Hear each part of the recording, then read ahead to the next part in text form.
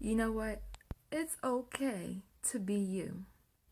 And as a matter of fact, it's a great thing to be you.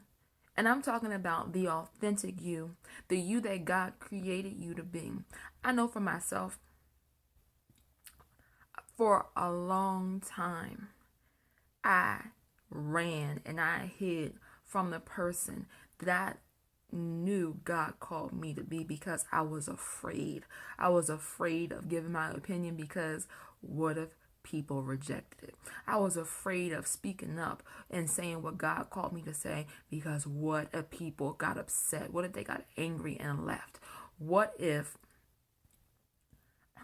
I actually use my voice? What if I got loud? Because I know for myself, I've been that quiet person, that reserved person, but I know deep inside that's not who I am.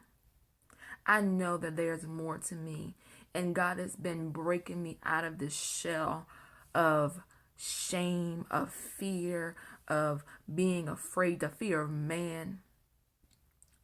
And you know what? It's been a great thing.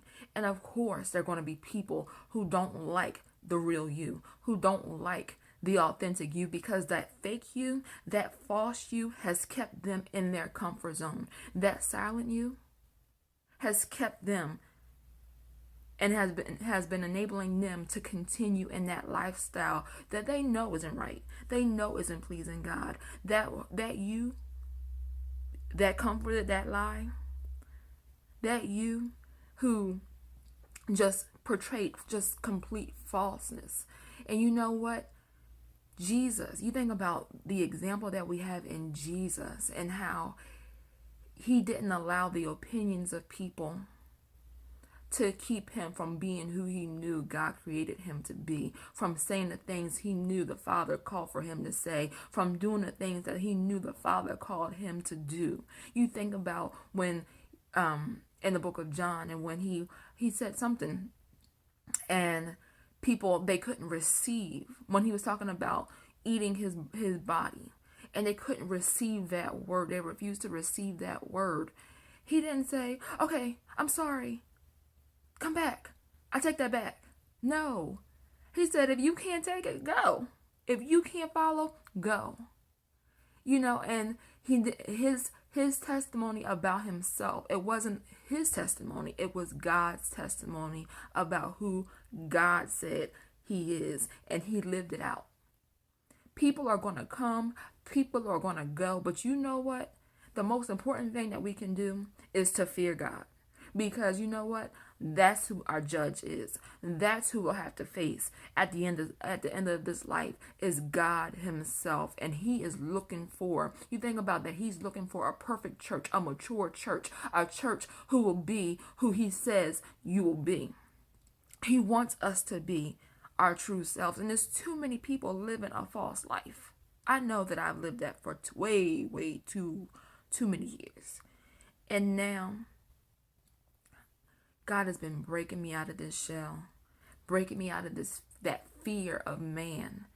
And I know that I'm not that person that I thought I was. I thought that I was this quiet, reserved person. But God is saying, no, that's not who you are. There's this you that's been just hoping to break free. And you think about that, when we hold back who we really are, we hold back the miracles that God can do in the lives of other people. We hold back the truth that'll set people free. We hold back God's spirit in us from being able to move as he freely desires.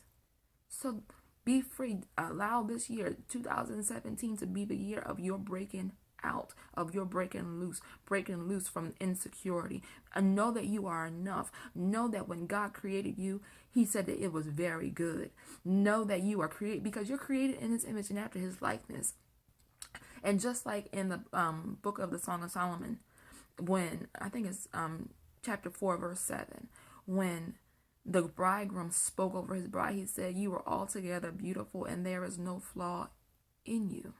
And you think about, this is Jesus speaking over his church.